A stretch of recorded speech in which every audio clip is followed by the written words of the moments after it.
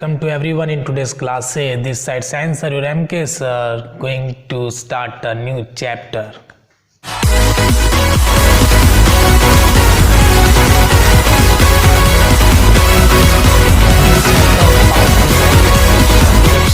हम लोगों ने बात किया था, फ्रिक्शन का मतलब होता है घर्षण। दो सरफेस के बीच में घर्षण को क्या बोलते हैं? फ्रिक्शन बोलते हैं। फ्रिक्शन सबसे ज्यादा हम लोगों ने बात किया था कि किस में होता है। फ्रिक्शन क्या होता है? दो इरेगुलरिटी सरफेस 1 and 2, दो सरफेस के बीच में जब रब होता है उसको क्या बोलते हैं?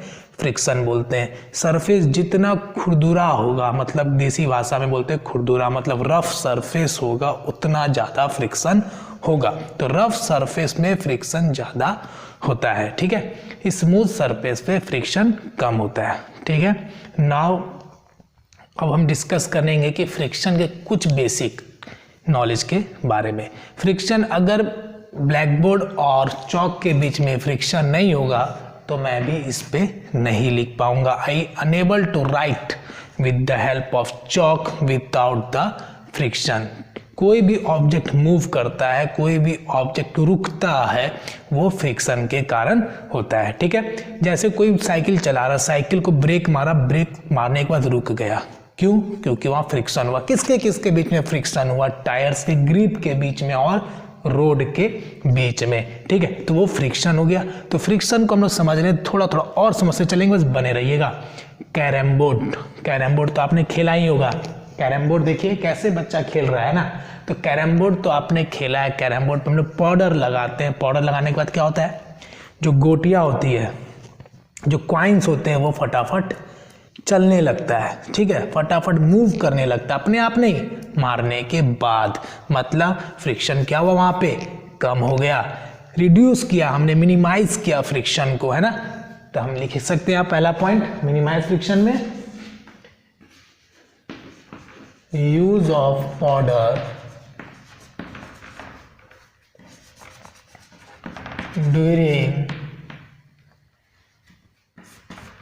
ड्यूरिंग प्लेइंग कैरम,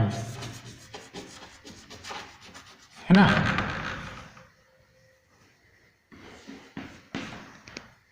जिम्नास्टिक को तो आपने देखा ही होगा और मूवीज भी आपने देखा होगा बहुत सारे, जिसमें आपने देखा होगा कि पहलवान जो होता है अपने हाथों में क्या करता है? डस्ट को लगाता है, ऐसे वैसे पूरी तरह से डस्ट को लगाता है। डस्ट बोले तो सॉइल को लगाता है। क्यों?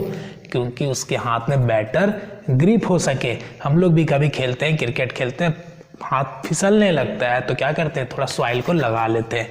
क्यों? क्योंकि हमारा जो बल्ला है वो अच्छे से पकड़ में आ सके और बैटर ग्रिप बन सके, है ना। तो हम लोगों ने क्या किया? बैटर ग्रिप करने के लिए, हाथ को अच्छे से पकड़ने के लिए बैट में क्या किए? फ्रिक्शन को क्या करना है? उसको बढ़ाना है, इंक्रीज करना है, घर्षण को बढ़ाना है ना। तो gymnastic uses the soil to increase the friction, है ना। तो यहाँ पे हम लोग क्या करें? फ्रिक्शन को कम करने के बारे में पढ़ रहे हैं। लुब्रिकेंट्स, लुब्रिकेंट्स के बारे में आपने सुना होगा। लुब्रिकेंट्स क्या होता है? लुब्रिकेंट्स मतलब जो सॉइल, जो ऑयल होते हैं, जो ऑयल, जो तेल होते हैं, ग्रीस जो होते हैं, वो यूज किए जाते हैं ताकि क्या हो? फ्रिक्शन कम हो, टू डिक्रीज द फ्रिक्शन, ठीक है। घर्षण को कम करने के लिए जो ऑयल और ग्रीस यूज किए जाते हैं उसको हम लोग क्या बोलते हैं? लुब्रिकेंट्स, ठीक है।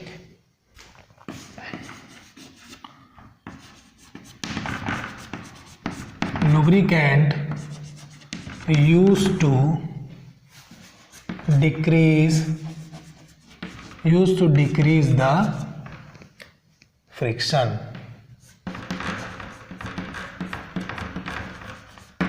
Lubricant use to decrease the friction, है ना। लुब्रिकेंट्स में आपके क्या जाते हैं? Oil and grease. Now we discuss about the third point, friction को कम करने के लिए और हम क्या कर सकते हैं? बताइए। घर्षण को कम करना है तो आपने देखा होगा शूज में हमारे क्या होता है? ग्रिप होता है। क्यों? उससे क्या होता है? फ्रिक्शन कम होगा या ज्यादा होगा? बताइए। शूज में जो ग्रिप है, grip of shoes dash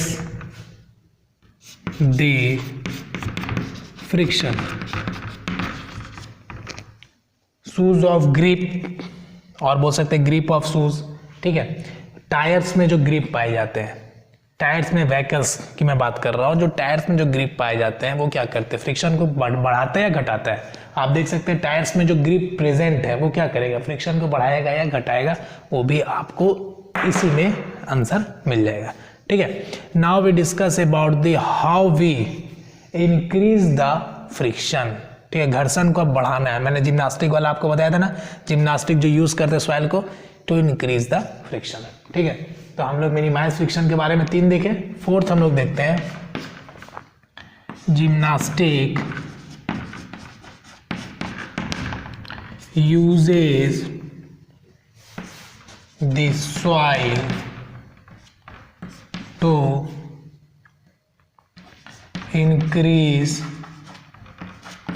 the friction,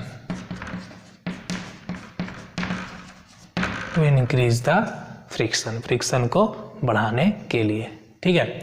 अब मैं डिस्कस करूंगा आपसे कि कुछ पॉइंट्स हैं फ्रिक्शन चैप्टर में जो काफ़ी इंपॉर्टेंट है, जो कि मैंने पहले भी क्लास में डिस्कस किया था, डेट इज स्टैटिक, 3 फ्रिक्शन है, types of friction,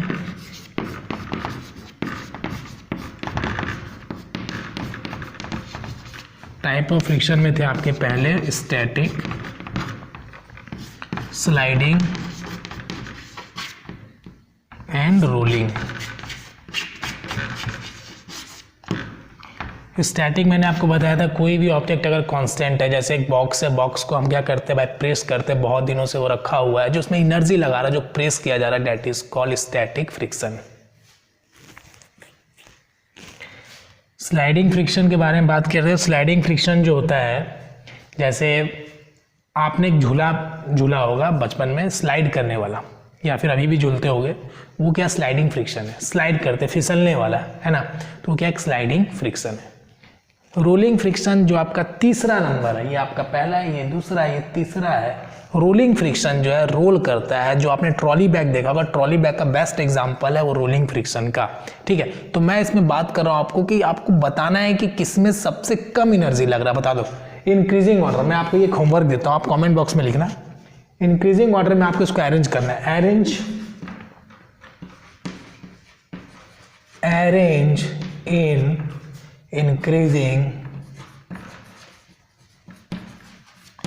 increasing order, okay, and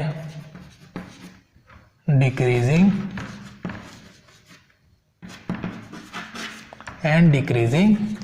order। Increasing और डिक्रीजिंग ऑर्डर में इसको आप अरेंज करोगे और मुझे कमेंट बॉक्स में इसका आंसर चाहिए, ठीक है। काफ़ी सिंपल है। एनसीईआरटी में हमेशा जब भी इस चैप्टर से क्वेश्चन पूछा जाता है तो इस अरेंजिंग ऑर्डर, डिक्रीजिंग ऑर्डर दोनों को कंफ्यूज करके एग्जामिनर देते हैं, ठीक है।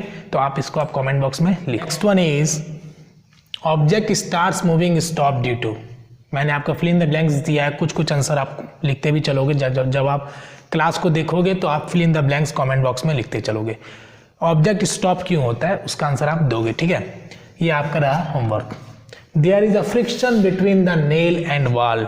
जब नेल एंड वॉल को जब ठोका जाता है ना तो उसमें फ्रिक्शन होता है। फ्रिक्शन नहीं होगा तो नेल वॉल के अंदर नहीं जाएगा, ठीक है। तो फ्रिक्शन है वहां पे, ये जानकारी आपको मिल गया है ना। There is a friction between the nail and wall, ठीक है। ये आपका हो गया second point. Friction can also produce heat. Rub करो हाथ को, अभी करके देख लो, चलो स्टार्ट। रब किए, हाथ में क्या हुआ, हीट एराइज हुआ। हीट एराइज हुआ, that is due to friction, ठीक है। फ्रिक्शन के कारण हीट एराइज हुआ, that is third point. Now the example, other example is also here match stick. Match stick जलाते हैं, क्यों जलाते हैं, क्योंकि हमें उसका काम है।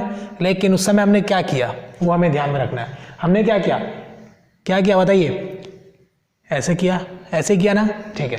Friction can also produce heat, बस फ्रिक्शन क्या, हीट प्रोड्यूस हो गया। मैच स्टिक का सिंपल एग्जांपल। मशीन जनरेटेड, घर में है ना जार, वो जूस निकालने वाला, मसाला पीसने वाला, है ना, आप देख सकते हो उसका डायग्राम भी। ये जब घूमता है ना तो इससे क्या होता है, हीट जनरेट होता है।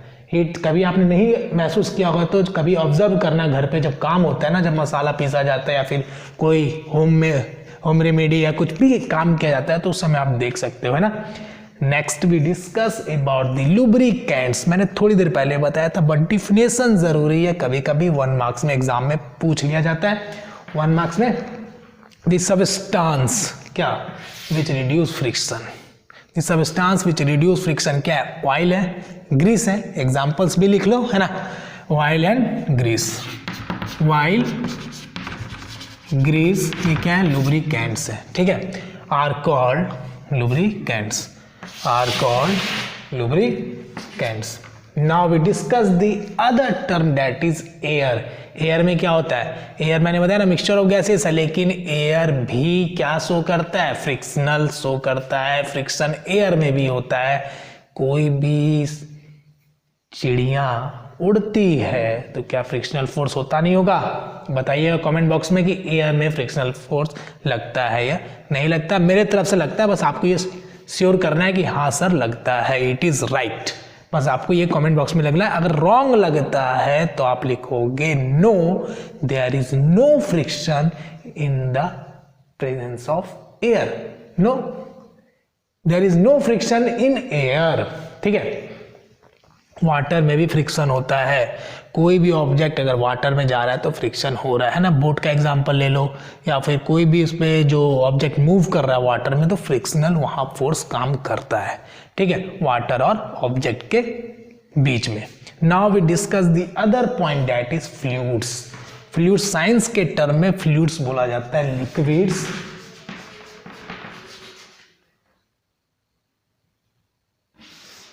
लिक्विड्स को क्या बोला जाता है, लिक्विड्स आर कॉल्ड फ्लूइड्स। मेरे प्यारे सोल्जर्स, मेरे प्यारे बच्चों, बहुत दिन से क्लास लगता है, आप देख नहीं रहे हो, देखा करो, सब आप ही के लिए, नहीं तो फिर क्या होगा, फरमान जारी होगा और आप सही हो जाओगे। इसलिए जरूरत ना पड़े, बस पढ़ते जाइए और समझते जाइए, है ना। फिर मैं बातें आपसे करूंगा, जो क्लासेस नहीं करे उनके लिए मैं बातें करूंगा, प्योर श्योर बात होगा, आपके बारे में भी बात होगा। ड्रैग, उससे पहले ड्रैग पढ़ लेते हैं। ड्रैग होता है क्या, सुनने में तो ऐसे लग रहा है जैसे कोई गेम का नाम है, लेकिन गेम नहीं है। Frictional force exerted by fluids, जो फ्रिक्शनल फोर्स एक्सर्ट होता है फ्लूइड्स के बारे में। फ्लूइड्स मैंने क्या बताया, लिक्विड्स और गैसेस को भी कंसिडर कर सकते हैं। तो फ्रिक्शनल फोर्स जो एराइज होता है किसके द्वारा, एक्सर्टेड बाय फ्लूइड्स के द्वारा, एक्सर्टेड बाय फ्लूइड्स के द्वारा, डेट इज कॉल्ड ड्रैग। तो यहाँ फिर इन द ब्लैंक्स आप क्या लिख दोगे, ड्रैग, है ना। तो ये एक पॉइंट्स आपके एग्जाम्स के लिए इंपॉर्टेंट है, ड्रैग का definition. Second point is lubricants. Third point is arranging in orders 3 types of friction, static, sliding and rolling. इसको आपको इंक्रीजिंग और डिक्रीजिंग ऑर्डर में अरेंज करके मुझे बताना है कमेंट बॉक्स में। Now we discuss some homework, क्योंकि बहुत दिन से आप पढ़ाई भी नहीं किए हो तो होमवर्क तो बनता है ना। तो होमवर्क में आप लिखोगे define friction, first question. Second, how to minimize friction, how to minimize friction, ये हो गए आपके सेकेंड क्वेश्चन, ठीक है। डिफाइन लुब्रिकेंट्स, डिफाइन लुब्रिकेंट्स, ठीक है, लुब्रिकेंट्स लिखोगे। ये मैं यहां से आपको थोड़ा सा स्पेस बना देता हूं, ठीक है। डिफाइन लुब्रिकेंट्स एंड ड्रैग, ठीक है। Fourth question is how to increase friction, how to increase friction, ठीक है। तो ये आपके 4 क्वेश्चन हो गए, काफी कम है। होमवर्क आपका बनाओगे इसको और मुझे सेंड करोगे, बस बने रहिए, देखते रहिए, be concentrate, deep focus, keep watching. Thank you for attending the classes. खुश रहिए।